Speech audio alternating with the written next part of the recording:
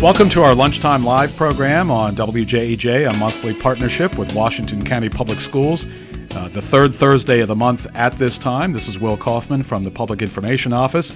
And joining me today, our Supervisor of School Counseling, Helen Huffer. Welcome, your first appearance. It's good. Good to have you. Nice to be here. Yeah, Thank good you. to have you. Today's show is sponsored by Volvo Group Trucks, a premier employer in Washington County. Follow them on Facebook at Volvo Group Hagerstown or visit the website volvogroup.com/Hagerstown. Okay, give us the background. How is it that you're here as Supervisor of School Counseling? Give us the run-up to how you've taken this position.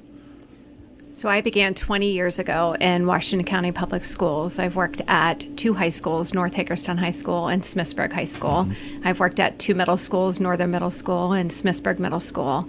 And my last work assignment was at Hickory Elementary School. So I've had a diversity of different types of communities and different schools and programs that I've worked with.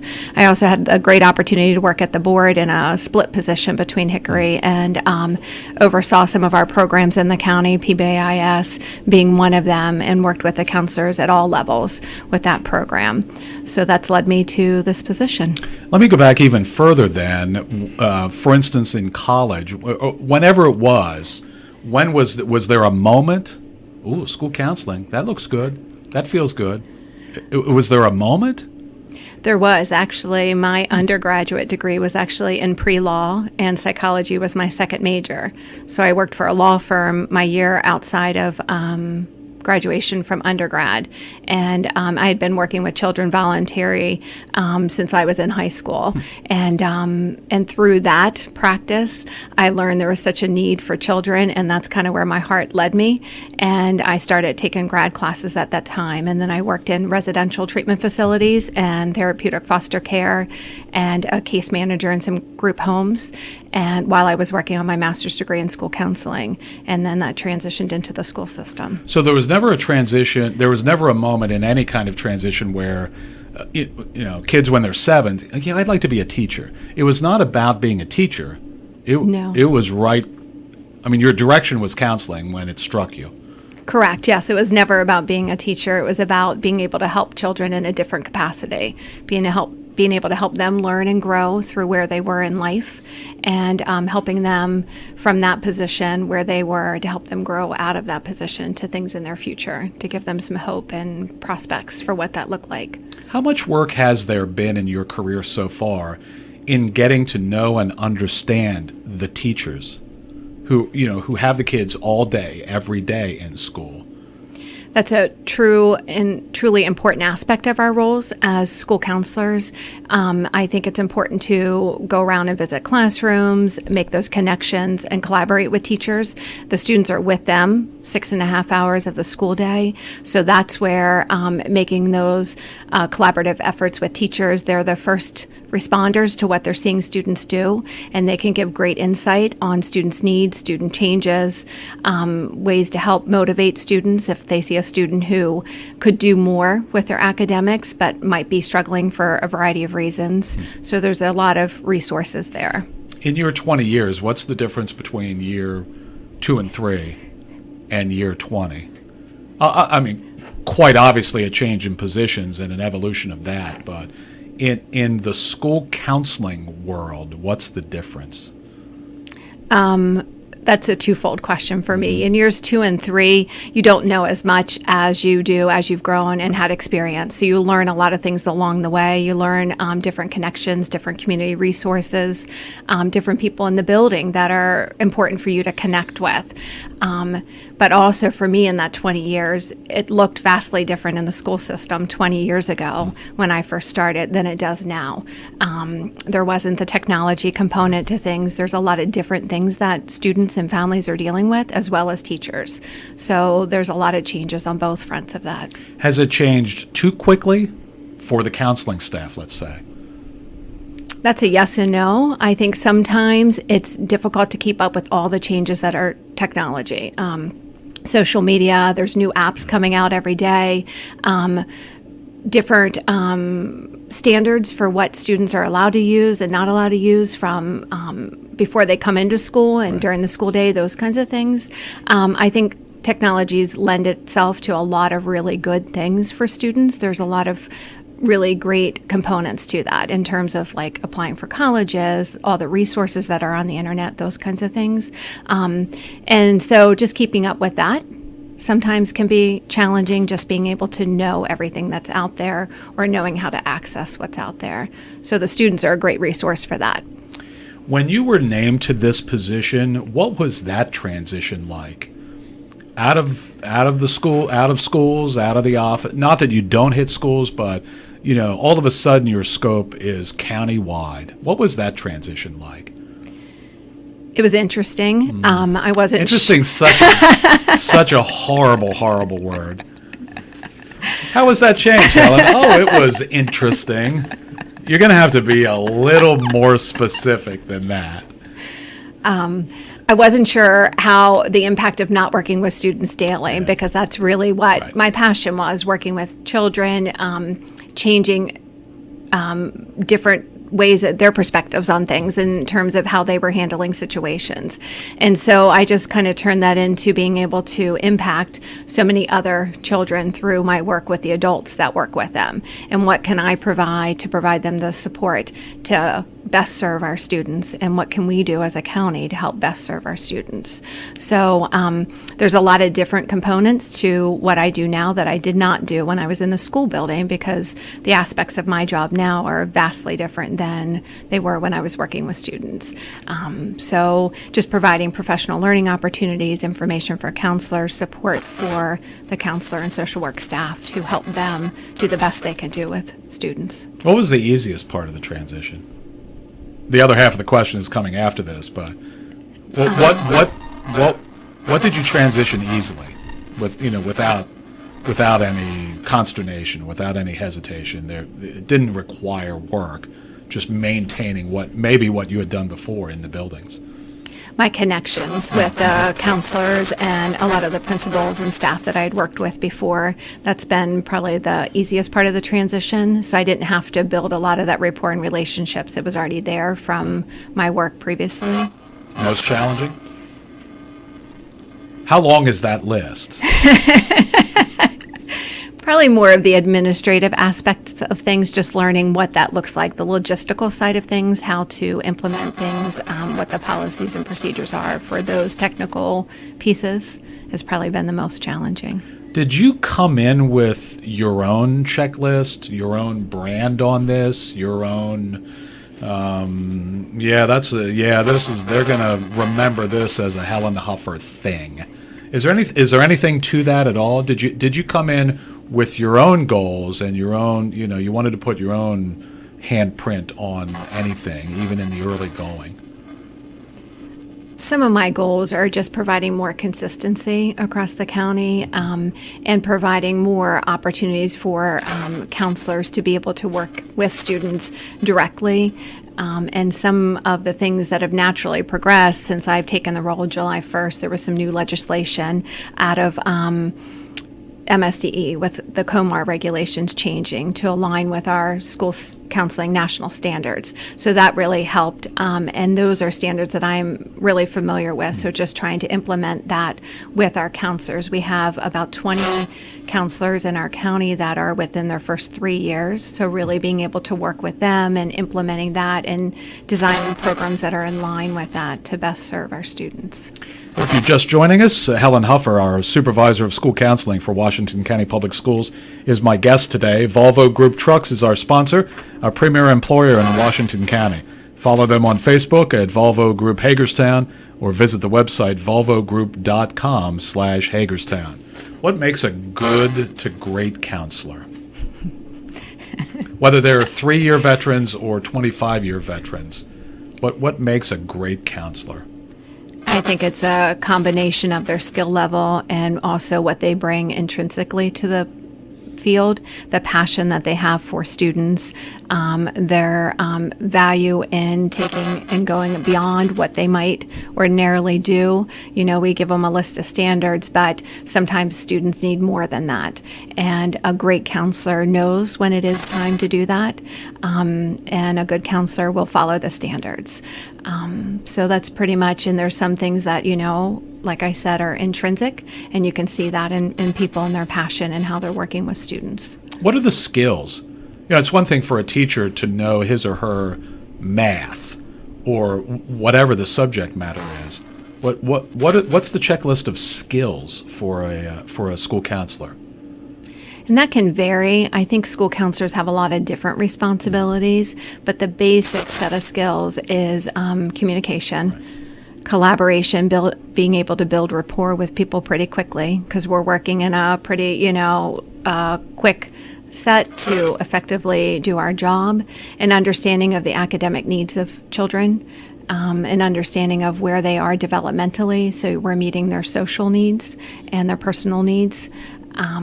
And being able to understand what school counseling curriculum, which is vastly different than academic curriculum, and what that looks like and how they can adjust that to meet the needs of their students. So curriculum by counselors is delivered by topics. However, what it is from building to building could be vastly different based on the needs of the students in that building. This has to be a challenge when we talk about across the county, whether it's academics, the school counseling component, or many other factors. This is such a diverse county. Geography, demographically, that has to present challenges for you in looking at the broader picture across the county. I'm guessing school counseling in Hancock is vastly different than it is at South High. Absolutely. And there are things that are standards that they all need to do, basically, getting kids to graduation, having them have a plan for what they're doing after graduation, looking at all their options and guiding the students, but not necessarily telling them what to do.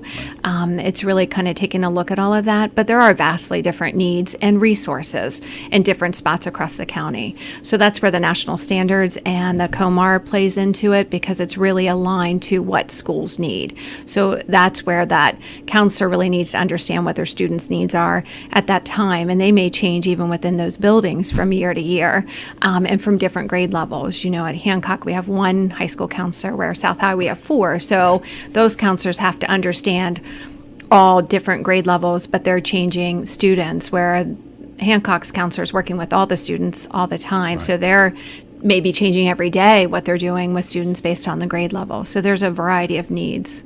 What's the balance between working with a college-bound situation, getting a student with everything lined up in a sophomore, junior, senior year to move on to some postgraduate academic experience, and all of the other things that are coming into play for a child in a school? Particularly in a high school, there's the balance between academics, heading to college or some other sort of academic experience past graduation here, and everything else about a child's life, whether it's in school, out of school, all of that. That has to be a monumental task someday. It is a huge balance, and some days are better than other days with it, just like any other career, and working with students. So it's really just meeting the students where they are. And some of our students who might not be college bound, but might be career bound, or looking at the military, and offering those opportunities and information with them too. So it's really about changing the hat that you're doing as a school counselor, pretty much from moment to moment, and addressing some of the social needs of children, because they're all at different developmental levels when they come in, and they've all had vastly different experiences that they're bringing to the school. So it's meeting them where they're at and helping them grow as a student based on their individual needs, and helping them graduate from high school with a plan, so that every student that graduates has an idea about what they're doing, whatever that looks like. If it's an apprenticeship, or going out to work, or going into the military, or going to a trade school, or to a 2-year college or a 4-year college, really trying to work with that student to decide what's best for them, so that you take a lot of variables into consideration with that, what they've done outside in their community, in terms of work, community service, extracurricular activities, where they are maturity-wise. Are they able to go, and explore what a 4-year school looks like, or do they need to spend a couple years at a 2-year school? And we're not making those decisions for children. We're working with them and their families to make those decisions, and looking at information like testing, academics, all of those things take a role into planning for what their future looks like. So it is dynamic, and it is a lot of things that they take a look at every day. Does the counselor call in the family to be involved, or wait for the family to express interest, to get involved? How is that approached? It can be a variety of things. There's a lot of evening opportunities for families to come in to school, like we have financial aid nights, we have back to school nights, those kinds of things. But it also can be when you're meeting with students individually, you might just pick up the phone and call the family and talk with them on the phone with the student there. Sometimes families will come in, but a lot of times now our families are working, both parents are working, so it's difficult for them to get in. But there are opportunities in the evening for them to come and meet with a counselor at some of the evening events that they're hosting. There has to be plenty of value and maybe a little relief when you have kids who have supportive families who either are involved, can get involved, maybe simply stand back because their child has a great relationship with the counselor, with the teaching staff, with the support staff, and is having a great experience. I assume there are instances where there is some value in having a family just sort of stand down. Absolutely. Yeah, we have a variety of families, and families choose how they want to interact. The opportunities are there for them, and we do have some families that are not as active as other families are with their students in those decision-making processes, just like anywhere in life, What do you do about the child, the student, who is struggling? Just in general terms, is struggling. What's the counselor's role in that struggle? So the counselor's role with that is meeting with the child, figuring out where the struggles are coming from, and working. So if it's academic struggles, there's some resources within the building, definitely reaching out to the family. Sometimes that works, sometimes that doesn't. Providing some extra support within the school day, like a study hall or a tutor, things like that. A lot of the high schools offer tutoring after school.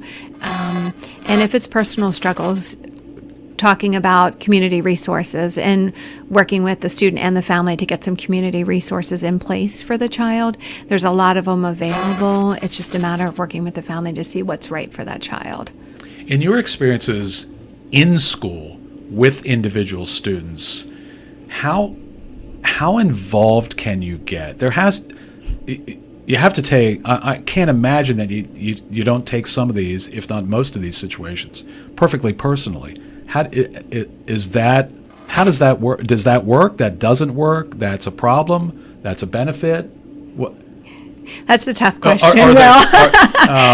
Is there a line? There can't be a definite line. There's a gray area for that. And I think sometimes, and that's where that experience question comes into play too. I think early on, there's a lot more that you take with you out of the building than in terms of that. And then as you grow and you learn, you figure out a way to find that balance and leave what needs to be left at work, do what you can do there, and then, go home and then come back fresh the next day to work with those challenges. It is difficult, and there are students along the way that will always be in your memory and have a different place with you based on your work with them. So it is difficult, and there's not an easy answer to that, but I think it's trying to find that balance for yourself and what that looks like. Are the pressures more obvious, maybe more plentiful now from outside the classroom, whether it's families, whether it's the community, name it, substances, everything else, jobs, lack of jobs, are those stressors more prominent now than ever before, or are they the same? And it's still individualized. It's still one student at a time, and that student has this going on. I think it's a mixture. I think for some families it's more because I think the increase of substance use in our area has grown. However, I think there have been impacts of that over my time in the county, and I think the stressors are there. I think what happens, though, it's more in your face because of technology. So I think that's part of what students really struggle with, is that, before technology came, you could kind of take a break from that. And now with technology, it enters throughout your entire day unless you choose to take a break from it. So I do think our cell phone policy that's happened this year has really helped with that. I think that's important for students to be able to focus on what they need to at school and are able to leave essentially at the front door some of the things that they're dealing with. But it's definitely a lot of different stressors that the children are dealing with, students are dealing with. Today's show is sponsored by Volvo Group Trucks, a premier employer in Washington County. Follow them on Facebook at Volvo Group Hagerstown or visit the website volvogroup.com/Hagerstown. This is Lunchtime Live. We're here the third Thursday of the month, a partnership with Washington County Public Schools and WJEJ. I'm joined today by the Supervisor of School Counseling for Washington County Public Schools, Helen Huffer, who has taken over the job since midsummer, but has plenty of experience here in Washington County Public Schools. The other day, the primary presentation in a work session with the elected Board of Education was presented by Jeremy Jacoby, our also new Director of Student Services and now the head of School Counseling too, in a broader way.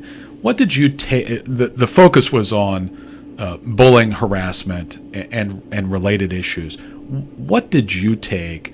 Obviously, you have plenty of a stake in the overall topic. What did you take from that discussion the other day with the board?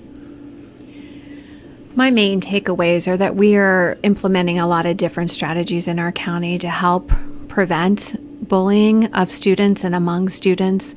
And a lot of the focus is on education, educating students what it's about, how to interact in positive ways with each other, building up our school climates in a positive way, implementing a lot of different strategies that are teaching rather than always punitive for students. So we're really looking at trying to help them understand how their behaviors impact their world and working with students to help improve themselves and improve those behaviors and understandings of those topics. In your experiences, what has worked?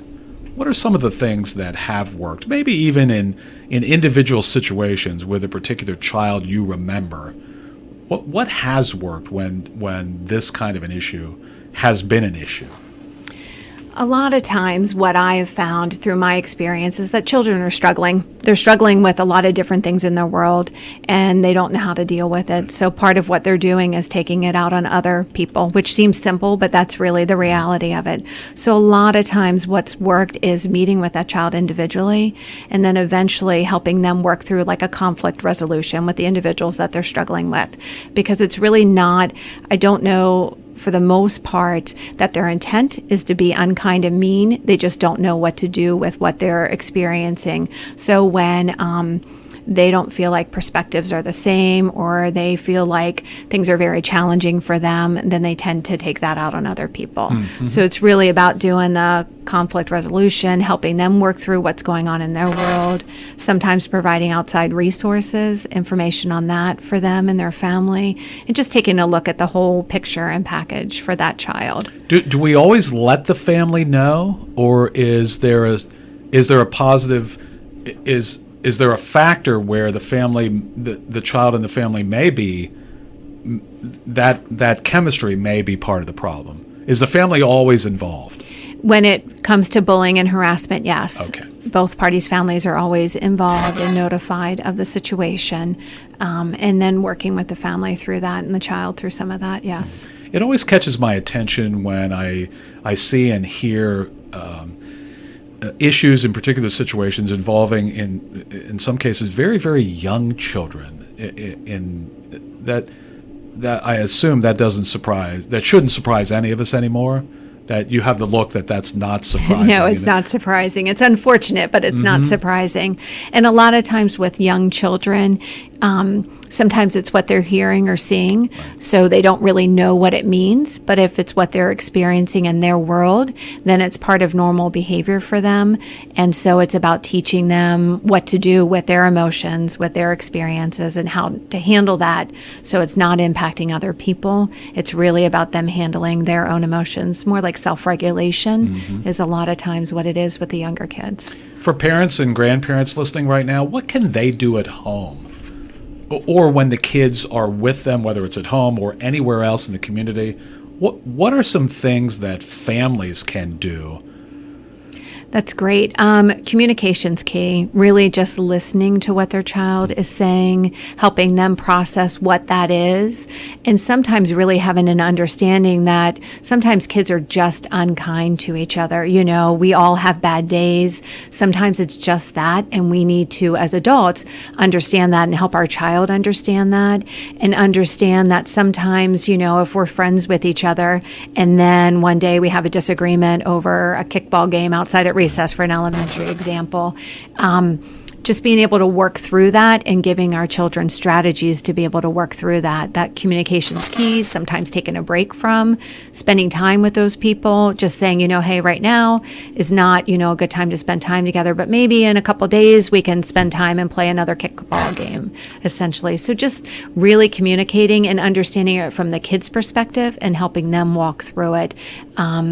And keeping our emotions in check until after we're done talking with our child. And then not only within the family structure, but then communication with everyone at school. Yes, absolutely. And, you know, if there's any questions or concerns that families have, they can reach out to the school administration, they can reach out to their school counselor, school social worker, and talk about it. And that communication's key too, so that the school is aware of things as well, because sometimes students will go home and share with family, and the school doesn't know what's taken place because everybody has different perspectives. And so if it's not a direct situation that a staff member may be aware of, then the student and the family need to communicate that back to the school so we can handle it. I've always thought how frustrating a Monday can be when it comes particularly to the counseling staff, and obviously the day-to-day teaching staff too, but when you send them out the door at school on a Friday afternoon, God knows what can be happening in those 2 days and nights leading into a Monday when they come back. We just don't have any control over what that is. Absolutely, and students bring a lot of different things with them to school, so it's really about understanding your students, knowing what those needs are, and working with your teaching and school staff so they can help keep an eye out for changes in students as well. We're going to have to go. Any final thoughts from your corner? What would you like to leave our listeners with? Please use your school counselors and social workers as a resource for helping your children be as academically and socially successful that they can be, and never hesitate to contact them for questions and concerns you might have happening during the school day. Very good. Thank you very much, Helen. Thank you, Will. Appreciate you coming out to do the show. Helen Huffer is our supervisor of school counseling with Washington County Public Schools. Today's show has been sponsored by Volvo Group Trucks, a premier employer in Washington County. Follow them on Facebook at Volvo Group Hagerstown or visit the website volvogroup.com/Hagerstown. Lunchtime Live is heard the third Thursday of the month at this time, a partnership between Washington County Public Schools and WJEJ.